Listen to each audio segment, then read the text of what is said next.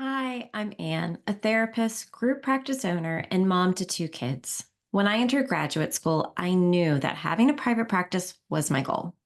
While listening to podcasts about private practice, I would daydream about having an office that perfectly reflected my personality, seeing clients who I enjoyed working with, and having a flexible schedule that allowed me to grab coffee with friends or watch my favorite TV show in the middle of the day.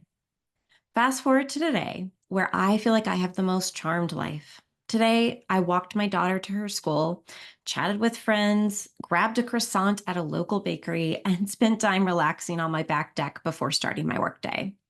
And besides the croissant, this balance is pretty routine for me now.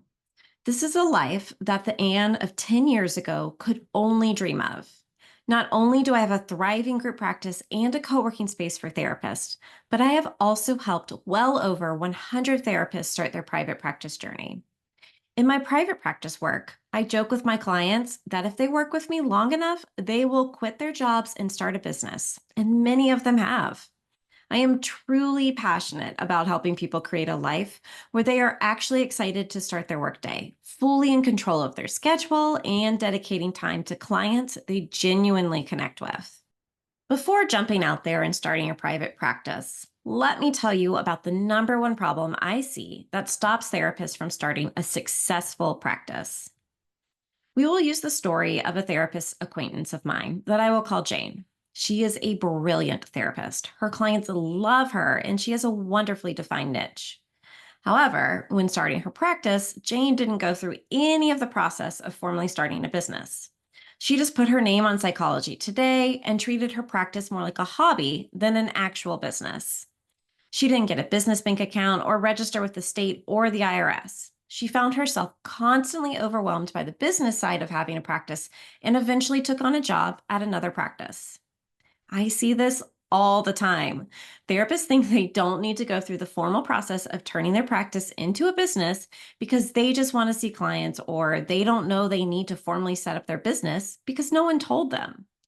And every time I see a therapist not take this crucial first step, inevitably their practices fail because those practices that aren't set up properly can't really ever grow. In my private practice 101 workshop, I make participants repeat the phrase, "This is a business, not a hobby," because I see consistent patterns where those who have good business practices from the beginning succeed, and those who don't often close their practice, like Jane. You might be asking yourself, well, where do I even start? The initial steps can seem daunting. Legal requirements, financial planning, setting up a business structure. It's a lot to handle. The fear of the unknown can be paralyzing, making you hesitant to take that first crucial step. You may worry about the risk involved, the potential for failure, and whether you have the resources and knowledge to make this transition successful. These concerns are completely valid and natural. It's easy to feel stuck in a cycle of uncertainty and doubt, which can keep you tethered to your current job, even if it doesn't fulfill you. But what if you had a clear, structured plan that could guide you through each step, helping you overcome these obstacles with confidence and clarity? What if you let go of the unhelpful thinking that tells you, "I'm not a business person, I'm just a therapist"? I know I almost let that stop me from having my practice. I didn't go to business school and didn't know what an LLC was or quarterly taxes. I didn't know all of the rules around choosing a business name, but I knew that I was done working for someone else. While driving all over Atlanta at all hours trying to meet my productivity quota for my agency job, I would spend every free second researching what steps I needed to get my private practice going. I wasted a lot of time doing things in the wrong order when establishing my business. So I've created a roadmap that outlines the steps in the right order of creating your practice. Now, each state, city, or county might have some nuances on how to do things, but this guide will get you on the right path. Let's walk through it now. All right, let's talk about the parts of your practice roadmap that you need to have your business set up properly from the beginning. So, the first thing that you need to do when you have a practice is choose a name. So, this might sound silly, but a lot of people struggle with this. It can be hard to decide on a name, and you can't do anything else until you've chosen a name for your practice. You can't file with the IRS. You can't get a business bank account, nothing. So choosing a name and getting it approved by your state is actually the most important and first step that you need to take. And it's important to consider lots of different things about choosing a name. But ideally, maybe think about something that reflects you and the type of clients you hope to attract.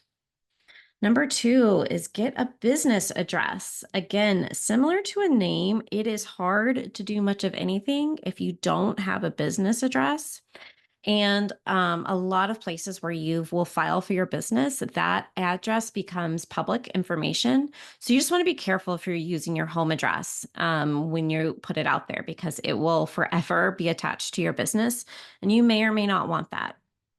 Number three is to register your business with the state. And so this might be as an LLC or a PLLC, depending on what state you're in. You'll need to go to your Secretary of State website to see, what's appropriate for your state, and consult a lawyer if you have questions. But oftentimes this is something you can actually do on your own. And you'll also need to obtain a business license from the city or county, or if you're in New Jersey, the township that your business is located in. Number four, you need to get an EIN. So, an EIN is an employer identification number, and it's basically like a social security number for your business. And then you also get to keep your social security number off of documents that clients might see, especially if you work with insurance. You don't want to have to put your social on things. And so, your employer identification number is how you get around that. And that is through the IRS. And if you just go to the IRS website and look for it, search for it, they actually make it pretty easy. And again, you can't do this until you have a name and a business address and your business is registered. So all of this is in order, the correct order that you need to do these things. And then number five, get a business bank account. A lot of people skip this step or think it's not necessary. They're like, oh, I only have one client, it doesn't matter.